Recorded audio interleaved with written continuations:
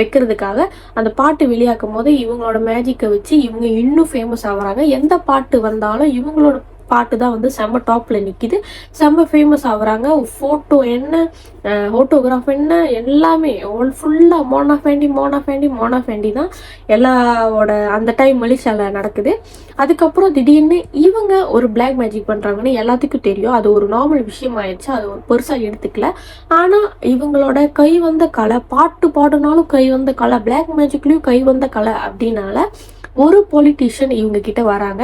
நான் பொலிட்டீஷியன்ல செம்ம பெரிய ஆளாகணும், எனக்கு நீங்க உதவி செய்ய முடியுமா அப்படின்னு கேட்குறாங்க. மோனா ஃபெண்டியும் முடியும், பிரச்சனையே இல்லை. ஆனா எது பண்ணணும்னாலும் எல்லாத்துக்கும் ஒரு காசு தொகை இருக்கு, அதை நீங்க கட்டுனாதான் பண்ண முடியும், அதெல்லாம் அந்த மந்திரம் செய்யறதுக்கு அந்த ஜாமான்லாம் வாங்க முடியும் அப்படின்னு சொல்லும் போது அந்த பொலிட்டிஷியனும் எவ்வளோ அப்படின்னு கேட்கும்போது அவங்க 2 மில்லியனுக்கு மேல, அதாவது மலேசியா ரிங்கெட்டுக்கு மேல அப்படின்னு சொல்றாங்க.